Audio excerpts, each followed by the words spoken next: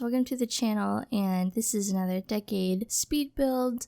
Last week we did a ranch mid-century modern house, so this week we're going to be doing a kind of like a predecessor to the ranch house, and I normally don't do it that way.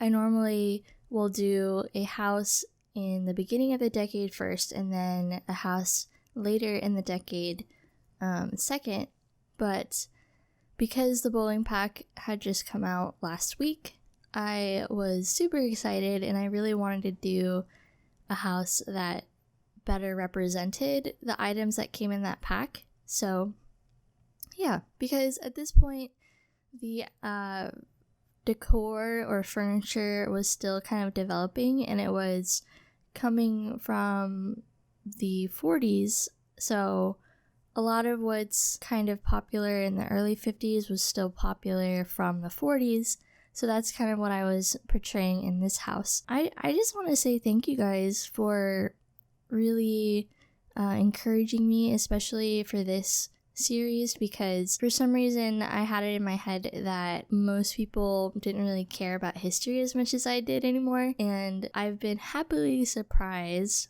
and thank you guys for that.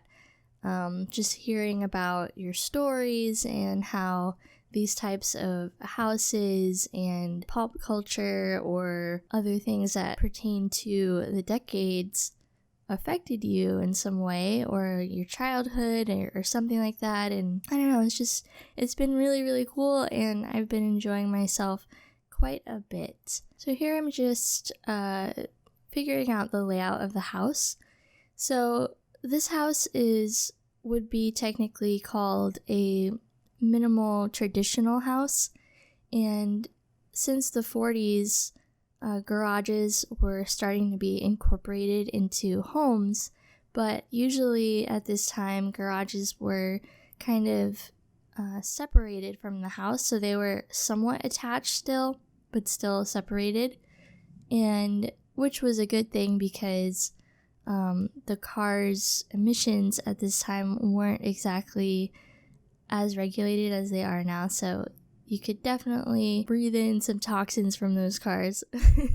So if you don't know what minimal and traditional is, it's pretty much the predecessor of the popular ranch house that kind of took over the rest of the 50s and the 60s as far as houses go. And the style was basically a simplified form loosely based on the previously popular Tudor style of the past 2 decades. It featured a dominant front gable and a chimney.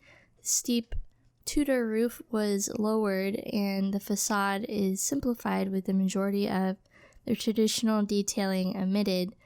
The eaves and the rake are close together, and the minimal traditional style evolved during the 30s and was a very dominant style in domestic architecture until the ranch house, like I said before, emerged in the 50s and basically was a descendant in part from bungalows, cottages, and four-square houses of the early 20th century. So minimal traditional houses represented kind of like a stripped-down version of the historic eclectic styles popular in the 20s, and they're usually detached single-family houses that are on the smaller side and retain simplified versions of the built-in cabinets that were popular in the Craftsman era. These types of houses basically fulfilled a social need and an aesthetic for affordable single-family housing,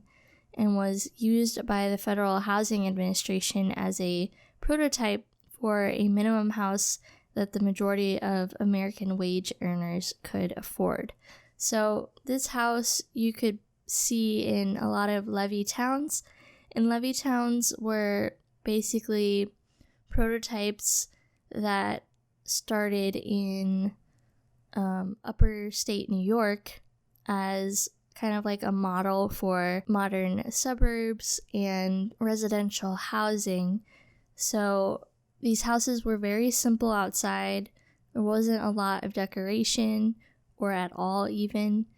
Everything was pretty simple, and it was just kind of a perfect, affordable home for families that, wasn't too expensive, it wasn't too fussy. It was just kind of like the ideal American home for the average middle class. So there was quite a few things that happened in the 50s that kind of helped technology along, and one of them was the first organ transplant happened in 1950, which really helped advance medical research and also people being treated who needed transplants. Korean War began during this time. The first modern credit card was introduced in 1950, but of course, women at the time could not have their own credit card. They actually would have to basically sign under their husband. Otherwise, they weren't able to apply for one. U.S. Senator Joseph McCarthy at this time began the, quote, communist witch hunt. And that's kind of where McCarthyism happened and started, was because of him and this, insane fear of communists invading the country. Also at this time, U.S. President Harry Truman ordered construction of the hydrogen bomb. The Korean War began during this time as well. So if you guys don't know what things kind of looked like in the 50s, as I do, I always show you guys some of my reference pictures that I looked at while I was building, just so that everything would be accurate. So on the left is an example of a modern or a minimal traditional home that was pretty typical, and on the right you have a family living room, and on the bottom right you have a master bedroom. So as you can see, a lot of pinks, a lot of blues, a lot of pastel colors. On the left, I'm not sure if that's a dorm room or if it's just a teenager's bedroom with her friends, but I referenced that for sure. And on the right is a picture of a kitchen and a typical bathroom in the 50s. Again, a lot of really bright colors, a lot of pastels. So as you can see here, that's what I was trying to do in the kitchen, just mixing a lot of reds and yellows. And I thought about, because in the reference picture of the kitchen, there was not only yellow walls, but also yellow floors, and I was trying to kind of do the same thing, but what happened was most of the yellow items in the game when it comes to flooring are super bright, ridiculously bright, and not in a good way. So I just kind of went with the linoleum that came with the bowling pack because it's more subdued, and I definitely like that better. Now there is a basement in this house. There's kind of like a stairwell that leads down into the basement, but there's not much going on down there. It's mostly just for storage, which I imagine that's mostly what basements are for anyway. But also, it was kind of important for people to have a basement at this time because, it mostly towards the end of the 50s, but basements were kind of like a essential part of any home, not only for storage, but because of the impending Cold War that happened when nuclear war was kind of like a whisper at this point. So it was very real, and it was a big fear for many people, so it was important for a lot of people to have basements because of that. And here you can see I was trying out the yellow flooring, but it was glowing, and I was like, no, that's not gonna work. I can't be that ridiculous. Most smaller homes during this time didn't have a formal dining room. Those were kind of the more wealthier homes. Most family homes that were smaller like this had the dining room just kind of in the kitchen, which I think was pretty efficient for the most part, and it wasn't as formal or uptight as previous generations were. Of course, I had to have the plates, the decorative plates. I noticed that in quite a few pictures that I referenced, I saw many a decorative plate. So I wanted to include that. It was still a popular thing to do since the 40s, it seems like. And yeah, so I just wanted to include that. And here I'm putting in some books. I thought maybe, those would be cookbooks because I have seen quite a few cookbooks from the era. That was kind of like one of the only ways to get recipes, unless you had, your own personal recipes from your family or whatever. So at this point, I felt like there was just too much yellow going on, and I was trying to find some, a nice blue with paneling on the wall for the dining room area, but none of the blues match each other. The blues with paneling don't match any of the ones without paneling, and it was so frustrating. I was trying my best to find one that kind of matched, but I ended up just using the one with paneling anyway, all the way across, because the paneling itself didn't show behind the counters, so that's fine. So now moving on to the rest of the house, and as you can see, I definitely utilized the pastel blue wooden paneling that is so reminiscent of this type of house, and at this point in the 50s. I heavily referenced the picture of the blue and pink living room that I showed you guys earlier, and it had blue siding or blue paneling, so yeah, that was perfect. As well as this peach upholstered sofa. How perfect is that? So I definitely used this sofa. I had kind of a difficult time trying to figure out what layout I wanted to use for the living room, but I kind of extended the wall right there, so it would make more sense for the living room area. And since this is early 50s, not many people had TVs, they just had radios, so I didn't include a TV in this one for that reason. So built-ins and bookcases that were in the wall were still very popular during this time, and that was from the Craftsman era.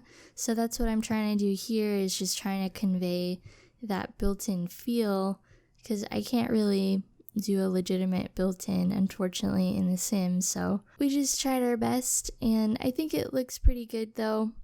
It's kind of what I wanted it to look like, so that's good. As you can see from the room beside the living room area, that is kind of like an enclosed patio area, and those started to become popular in the 50s because people were starting to, spend more time outdoors, have company over, barbecues were a thing. It just became kind of like an American pastime or family time to have cookouts and things like that. So I liked this idea, and this was from another picture I saw, but basically there was these low drawers or a shelf of some kind that was under the window in a living room area, and so I just used these nightstands and squished them together and then placed this window box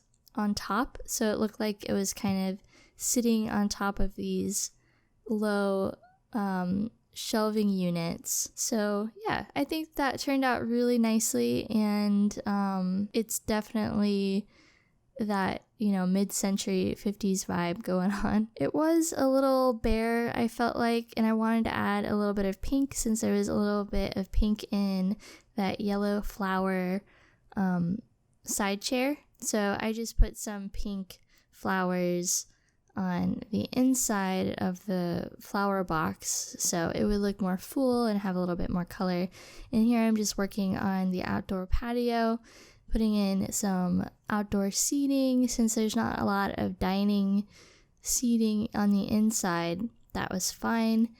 And putting in a little barbecue back there. This area was kind of plain, so I added like a console table. Console tables were very popular during this time to put decorative objects or flowers in hallways or entryways.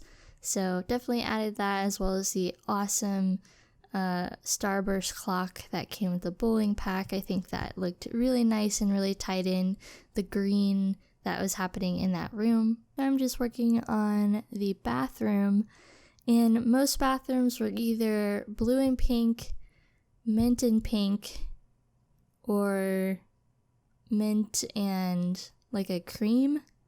So that's what I was kind of doing with the bathroom here. There's not really any mint tile in the game, so I just went with this one because it's the closest thing really that would make sense. And also in the bathroom, I have a door leading to the laundry room, which was usually pretty common at the time. So we don't have laundry yet. I heard that Eco Living won the vote, so we should definitely be expecting some laundry shenanigans going on. I really hope that they integrate like interactions with kids, or maybe like kids are able to help with the laundry. That would be really cool. So here I am working on a teen girl's bedroom, and the family I was imagining living in this house was a mom and a dad and their 2 teenage daughters. So this room the teenage daughters share, which was inspired by the teen room that I showed you guys earlier. And most girls' bedrooms were like dripping in pink because it was a very popular color for girls at this time. And it was in the clothing, it was in the decorations, it was in the walls, it was everywhere. So imagine that these 2 teen girls are twins, and they're pretty typical teen girls, and in which they love Elvis and maybe the the Hollywood starlets of the time. So that's kind of what I was going for with their bedroom. And of course I had to size up the CDs to make them look like records. I did that in my last 50s build, and I loved how it turned out. I was actually really surprised that they retained their quality, so that's really cool. And I imagine that these little flags or banners above their closet would be kind of like maybe the college they want to go to. I think correct me if I'm wrong, but I believe in the 40s is when women were starting to be able to go to college. Correct me if I'm wrong on that, but I think that's what it was. But yeah, so just, working on some things around the house and returning back to the teen room. And it was kind of dark in the corner here, but I ended up just adding another ceiling light to that corner because it was just way too dark for me. Adding a picture of Marilyn Monroe and some of these pictures, which I imagine are like starlets and Hollywood actors that they admire. So I put that over their dresser. I'm working on the master bedroom, and I was just trying out the different purple shades of paint that I could use, and I was looking for a very specific purple that was kind of more on the lavender side of things, because that was another like popular color to use, just all pastels really. There's not really a good bed that is reminiscent of this time, so I just went with this one. because it seemed the most relatable to the beds of this time, because usually they would have upholstered headboards and they would have like ruffled bed skirts, and that was kind of like the thing for beds during this decade.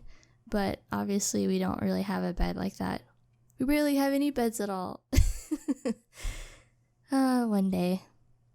So I noticed that in a lot of bedrooms there was some type of built-in or like shelf thing under the windows.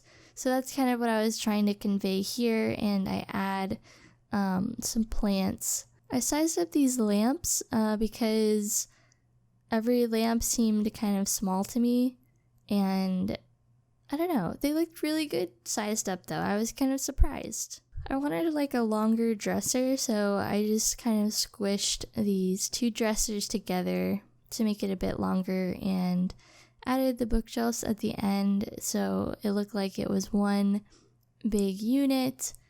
And yeah, I like how it came out, and I think that this bedroom is a little different in that it has darker woods and the purple and the cream, so that is a little different to what I've done so far in this decade. So yeah, and since there's not really any space for an office type thing, I thought it would be appropriate to have a little office or desk area for either the mom or the dad to work on in their bedroom. So yeah, I think that would be pretty good. But anyways, guys, we're almost done with the build. I hope you enjoyed it, and I'm really excited for next week because we're gonna be going into the early 60s, and I'm very excited for that. And thank you guys so much for watching. I will see you next time. Bye, guys.